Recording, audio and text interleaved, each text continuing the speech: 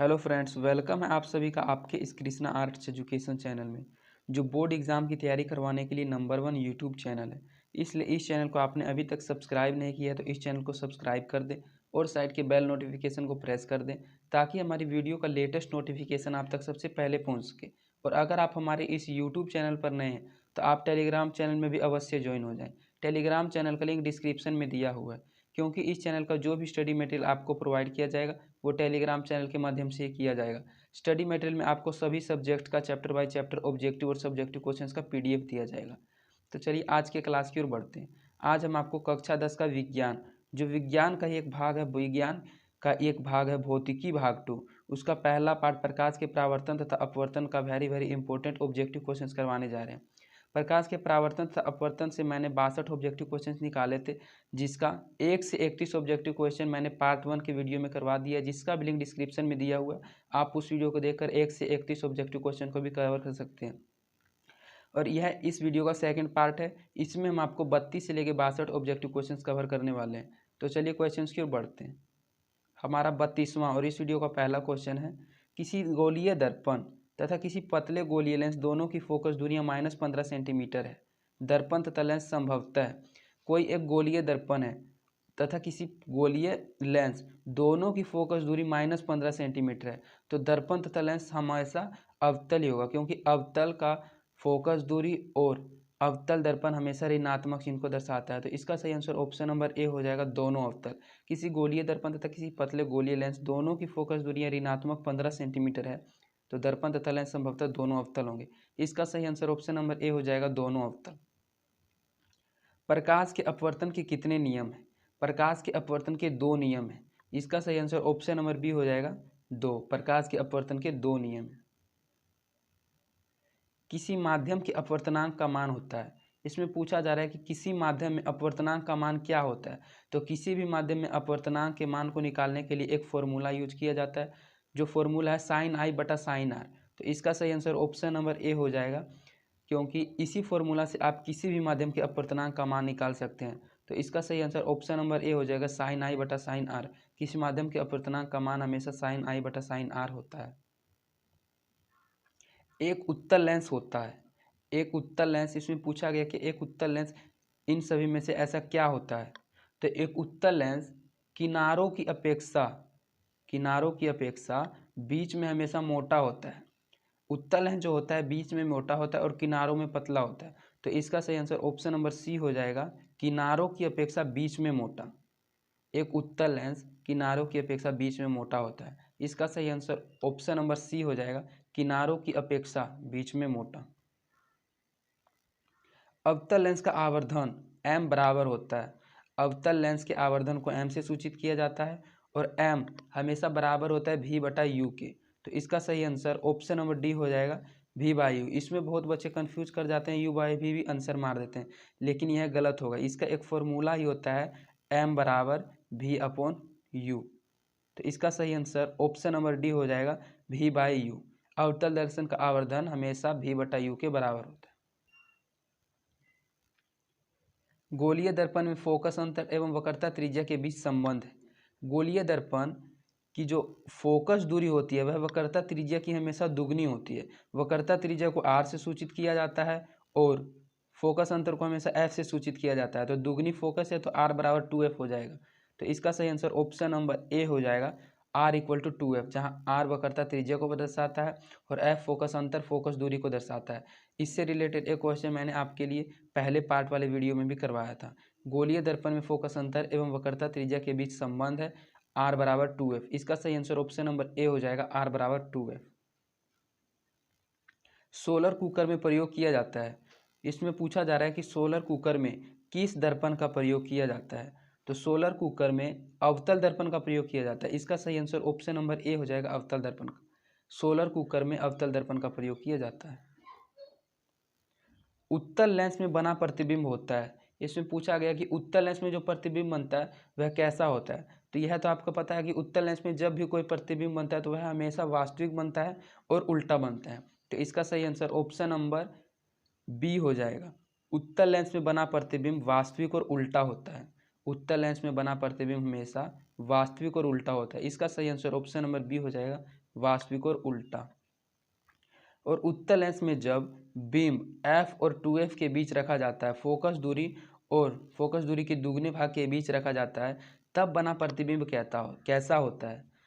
तो आपको इतना तो पता है कि उत्तल लेंस का बना प्रतिबिंब हमेशा वास्तविक होता है। तो इसमें से ये दोनों ऑप्शन तो छट जाएगा, क्योंकि इसका वास्तविक प्रतिबिंब हमेशा बनता है और f और 2f के बीच है, तो इसका हमेशा बड़ा प्रतिबिंब बनेगा। तो इसका सही आंसर ऑप्शन नंबर ए हो जाएगा, बड़ा और वास्तविक। जब फोकस दूरी निकट होगी तो प्रतिबिंब हमेशा बड़ा बनेगा। तो उत्तल लेंस में जब बीम मतलब प्रतिबिंब वस्तु, उत्तल लेंस में जब बीम f और 2f के बीच रखा जाता है तब बना प्रतिबिंब हमेशा बड़ा और वास्तविक होता है। इसका सही आंसर ऑप्शन नंबर ए हो जाएगा, बड़ा और वास्तविक। दो वक्रीय पृष्ठों से घिरे ठोस माध्यम को कहते हैं। दो वक्रीय पृष्ठों से घिरे ठोस माध्यम को गोलीय लेंस कहते हैं। इसका सही आंसर ऑप्शन नंबर सी हो जाएगा, गोलीय लेंस। दो वक्रीय पृष्ठों से घिरे ठोस माध्यम को गोलीय लेंस कहते हैं। इसका सही आंसर ऑप्शन नंबर सी हो जाएगा, गोलीय लेंस। वह गोलीय दर्पण जो बाहर की तरफ वक्रित हो कहलाता है। गोलीय दर्पण से ही निकलता है उत्तल दर्पण और अवतल दर्पण, और गोलीय दर्पण में जो बाहर की तरफ वक्रित हो वह कहलाता है उत्तल दर्पण, और जो अंदर की तरफ वक्रित हो वह कहलाता है अवतल दर्पण। इस बात को आपको हमेशा ध्यान रखना है कि गोलीय दर्पण से ही दो भाग होता है, एक अवतल दर्पण और एक उत्तल दर्पण। तो गोलीय दर्पण का एक दर्पण जो बाहर की तरफ वक्रित हो वह हमेशा उत्तल दर्पण कहलाता है। तो इसका सही आंसर ऑप्शन नंबर सी हो जाएगा, उत्तल दर्पण। वह गोलीय दर्पण जो बाहर की तरफ वक्रित हो कहलाता है उत्तल दर्पण। इसका सही आंसर ऑप्शन नंबर सी हो जाएगा, उत्तल दर्पण। गोलीय दर्पण के परावर्तक पृष्ठ के केंद्र को दर्पण को कहा जाता है। गोलीय दर्पण के जो परावर्तक पृष्ठ के केंद्र को होता है उस दर्पण को क्या कहा जाता है। यहाँ को नहीं, का नहीं, यहाँ को हो जाएगा। तो गोलीय दर्पण के परावर्तक पृष्ठ के केंद्र को दर्पण को हमेशा ध्रुव कहा जाता है। इसका सही आंसर ऑप्शन नंबर बी हो जाएगा, ध्रुव। गोलीय दर्पण के परावर्तक पृष्ठ के केंद्र के दर्पण को ध्रुव कहा जाता है। इसका सही आंसर ऑप्शन नंबर बी हो जाएगा, ध्रुव। किसी लेंस द्वारा उत्पन्न आवर्धन का एसआई मात्रक क्या होता है। किसी भी लेंस द्वारा जब कोई आवर्धन उत्पन्न होता है तो उसका एसआई मात्रक क्या होता है। तो सबसे पहले तो हम आपको बता दें कि आवर्धन को कोई मात्रक ही नहीं होता है। तो जब आवर्धन को कोई मात्रक ही नहीं होता है तो उसका एसआई मात्रक कैसे हो जाएगा। आवर्धन किसी भी चीज़ का हो वह हमेशा मात्रक विहीन होता है। इसका सही आंसर ऑप्शन नंबर डी हो जाएगा, मात्रक विहीन। किसी भी लेंस द्वारा उत्पन्न आवर्धन का एसआई मात्रक क्या है। तो आवर्धन का कभी भी कोई मात्रक नहीं होता है। तो इसका सही आंसर ऑप्शन नंबर डी हो जाएगा, मात्रक विहीन। आवर्धन हमेशा मात्रक विहीन होता है। लेंस के केंद्रीय बिंदु को कहते हैं। लेंस के जो बीच में केंद्रीय बिंदु होता है उस बिंदु को प्रकाशीय केंद्र कहा जाता है। इसका सही आंसर ऑप्शन नंबर बी हो जाएगा, प्रकाशीय केंद्र। लेंस के केंद्रीय बिंदु को प्रकाशीय केंद्र कहते हैं। इसका सही आंसर ऑप्शन नंबर बी हो जाएगा, प्रकाशीय केंद्र। किसी शब्दकोश में पाए गए छोटे अक्षरों को पढ़ते समय आप निम्न में से कौन सा लेंस पसंद करेंगे। किसी शब्दकोश अर्थात डिक्शनरी, जब आप कोई डिक्शनरी में किसी छोटे अक्षर को पढ़ते हैं तो उस समय आप इन सभी में से कौन सा लेंस लेना पसंद करेंगे। तो इन सभी में से 5 सेंटीमीटर फोकस दूरी उत्तल लेंस लेना हम पसंद करेंगे, क्योंकि उससे छोटे शब्द बहुत ही अच्छे से हमको शब्दकोश में दिखेंगे। तो इसका सही आंसर ऑप्शन नंबर डी हो जाएगा, 5 सेंटीमीटर फोकस दूरी का उत्तल लेंस। 5 सेंटीमीटर फोकस दूरी का उत्तल लेंस इस क्वेश्चन का सही आंसर हो जाएगा। इनमें से कौन दर्पण का सूत्र है। दर्पण का सूत्र आपका एग्जाम में जरूर आएगा। यह क्वेश्चन आपके लिए बहुत ही इंपॉर्टेंट है, इसको एकदम अच्छे से याद कर जाइए। इनमें से कौन दर्पण का सूत्र है। तो दर्पण का सूत्र होता है 1/v + 1/u = 1/f। तो इसका सही आंसर ऑप्शन नंबर ए हो जाएगा, 1/v + 1/u = 1/f। दर्पण का सूत्र 1/v + 1/u = 1/f होता है। इसका सही आंसर ऑप्शन नंबर ए हो जाएगा। गोलीय हो जाएगा। गोलीय दर्पण का वक्रता केंद्र को किस अक्ष से निरूपित किया जाता है।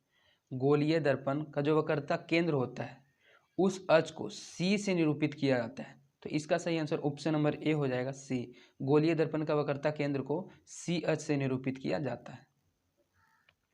निर्वात में प्रकाश की छाल है। यहाँ छाल नहीं, यहाँ चाल हो जाएगा।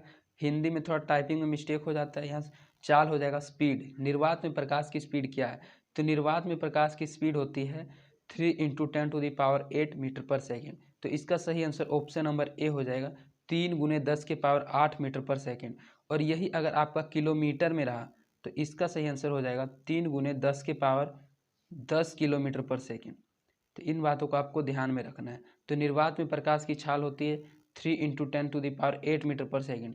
इसका सही आंसर ऑप्शन नंबर ए हो जाएगा, 3 × 10⁸ मीटर पर सेकेंड। दंत विशेषज्ञ मरीजों के दांतों का बड़ा प्रतिबिंब देखने के लिए किस दर्पण का उपयोग करते हैं? दंत विशेषज्ञ अर्थात डेंटिस्ट जो दांतों का इलाज करते हैं वे डॉक्टर हमारे दांतों के प्रतिबिंब को बड़ा देखने के लिए किस दर्पण का प्रयोग करते हैं? तो वे हमारे दांतों को बड़ा देखने के लिए अवतल दर्पण का प्रयोग करते हैं। इसका सही आंसर ऑप्शन नंबर ए हो जाएगा, अवतल दर्पण। दंत विशेषज्ञ मरीजों के दांतों का बड़ा प्रतिबिंब देखने के लिए हमेशा अवतल दर्पण का प्रयोग करते हैं। इसका सही आंसर ऑप्शन नंबर ए हो जाएगा, अवतल दर्पण। पतले लेंस की आवर्धन क्षमता होती है, जो पतले लेंस होता है उसकी आवर्धन क्षमता हमेशा कम होती है। तो पतले लेंस की आवर्धन क्षमता कम होती है। इसका सही आंसर ऑप्शन नंबर ए हो जाएगा, कम। पतले लेंस की आवर्धन क्षमता कम होती है। और मोटे लेंस की आवर्धन क्षमता, जब पतले लेंस की आवर्धन क्षमता कम होगी तो मोटे लेंस की आवर्धन क्षमता जाहिर सी बात है कि यह अधिक होगी। तो इसका सही आंसर ऑप्शन नंबर बी हो जाएगा, अधिक। कोई भी लेंस अगर मोटा हो तो उसकी आवर्धन क्षमता हमेशा अधिक होगी, और अगर वह लेंस पतला हो तो उसका आवर्धन क्षमता कम होगा। तो इस क्वेश्चन के अनुसार इसका सही आंसर ऑप्शन नंबर बी हो जाएगा, अधिक। अवतल दर्पण के ध्रुव और मुख्य फोकस के बीच रखे बिंब की प्रतिबिंब की प्रकृति होती है।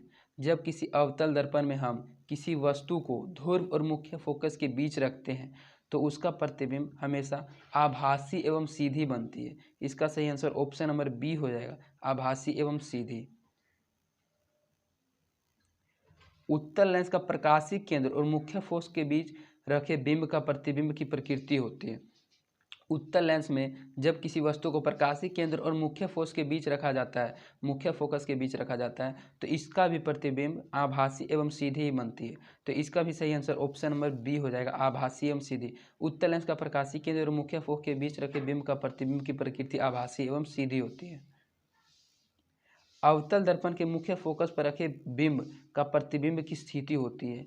जब किसी अवतल दर्पण में हम मुख्य फोकस पर रखे वस्तु का प्रतिबिंब देखते हैं तो उसकी स्थिति अनंत पर होती है। इसका सही आंसर ऑप्शन नंबर सी हो जाएगा, अनंत पर। अवतल दर्पण के मुख्य फोकस पर रखे बिंब का प्रतिबिंब की स्थिति अनंत पर होती है।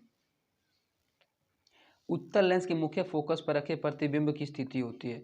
जब किसी उत्तल लेंस में हम मुख्य फोकस पर रखे प्रतिबिंब को मुख्य फोकस पर रख देते हैं तो उसकी भी स्थिति अनंत पर होती है। तो इसका सही आंसर ऑप्शन नंबर सी हो जाएगा, अनंत पर। उत्तल लेंस के मुख्य फोकस पर रखे प्रतिबिंब की स्थिति होती है अनंत पर। अवतल लेंस के मुख्य फोकस पर रखे बिंब की प्रतिबिंब की स्थिति होती है। जब किसी अवतल लेंस में हम किसी वस्तु को मुख्य फोकस पर रखते हैं तो उस वस्तु का जो प्रतिबिंब होती है उसकी स्थिति प्रकाशीय केंद्र और फोकस के बीच होती है। इसका सही आंसर ऑप्शन नंबर बी हो जाएगा, प्रकाशीय केंद्र और फोकस के बीच। अवतल लेंस के सामने अनंत पर रखे बिंब के प्रतिबिंब की स्थिति होती है। जब किसी अवतल लेंस के सामने अनंत पर कोई वस्तु रखा जाता है तो उस प्रतिबिंब की स्थिति फोकस पर होती है। इसका सही आंसर ऑप्शन नंबर बी हो जाएगा, फोकस पर। अवतल लेंस में जब हम किसी वस्तु को फोकस पर रखते हैं तो उसका जो प्रतिबिंब बनता है वह अनंत पर बनता है। तो इसका सही आंसर ऑप्शन नंबर बी हो जाएगा, फोकस पर। अवतल दर्पण के सामने अनंत पर रखे बिंब का प्रतिबिंब की स्थिति होती है। देखिए यह भी क्वेश्चन उसी से रिलेटेड है कि जब किसी दर्पण के सामने हम किसी वस्तु को अनंत पर रखते हैं तो उसका प्रतिबिंब फोकस पर, तो उसका वस्तु फोकस पर रखा हुआ होता है। तो इसका भी सही आंसर ऑप्शन नंबर डी हो जाएगा, फोकस पर। अवतल दर्पण के सामने अनंत पर रखे बिंब का प्रतिबिंब की स्थिति फोकस पर होती है। लेंस के प्रकाशीय केंद्र से गुजरने वाली प्रकाश किरणें अपवर्तन के पश्चात 7 रंगों में विभक्त हो जाती है। जब किसी लेंस के प्रकाशीय केंद्र से कोई प्रकाश गुजरती है तो उसकी किरणें अपवर्तन के पश्चात 7 रंगों में विभक्त हो जाती है। इसका सही आंसर ऑप्शन नंबर बी हो जाएगा, 7 रंगों में विभक्त हो जाती है। मुख्य फोकस से गुजरने वाली प्रकाश किरण उत्तल लेंस, यह लेम नहीं है, लेंस हो जाएगा। मुख्य फोकस से गुजरने वाली प्रकाश किरण उत्तल लेंस से अपवर्तन के पश्चात, जब किसी उत्तल लेंस से मुख्य फोकस से प्रकाश गुजरती है तो जब उसका अपवर्तन होता है तो वह अपवर्तन के पश्चात निर्गत किरण मुख्य अक्ष के समानांतर हो जाती है। इसका सही आंसर ऑप्शन नंबर बी हो जाएगा। निर्गत किरण, जो प्रकाश की किरण होती है, वह निर्गत किरण और मुख्य अक्ष के समानांतर हो जाती है। इसके बाद आपका 62वां और इस वीडियो का लास्ट क्वेश्चन है, मुख्य अक्ष के समानांतर आने वाली प्रकाश की किरण अवतल लेंस से अपवर्तन के पश्चात, जब किसी अवतल लेंस से प्रकाश की किरण मुख्य अक्ष के समानांतर आती है तो उसका जब अपवर्तन होता है तो वह अपवर्तन के पश्चात निर्गत किरण मुख्य अक्ष से दूर हो जाती है। निर्गत किरण मुख्य अक्ष से दूर हो जाती है, तो इसका भी सही आंसर ऑप्शन नंबर डी हो जाएगा। निर्गत किरण मुख्य अक्ष से दूर हो जाती है। तो इस प्रकार आपका इस पाठ का ऑब्जेक्टिव क्वेश्चंस कंप्लीट करा दिया गया है। इसके बाद आपका नेक्स्ट चैप्टर का ऑब्जेक्टिव क्वेश्चन और इसी चैप्टर का सब्जेक्टिव क्वेश्चन भी लाया जाएगा। तो अगर आपको हमारी वीडियोस पसंद आती है तो आप अपने दोस्तों के बीच में इन वीडियोस को ज़रूर शेयर करें। और अगर आपको किसी भी सब्जेक्ट में किसी चैप्टर में कोई डाउट हो तो आप प्लेलिस्ट में जाकर किसी भी चैप्टर का कोई भी वीडियो देख सकते हैं। और आप वीडियो को लाइक ज़रूर करें, इससे हमारा मोटिवेशन बना हुआ रहता है। तो आज के लिए इतना ही, धन्यवाद। Fearless.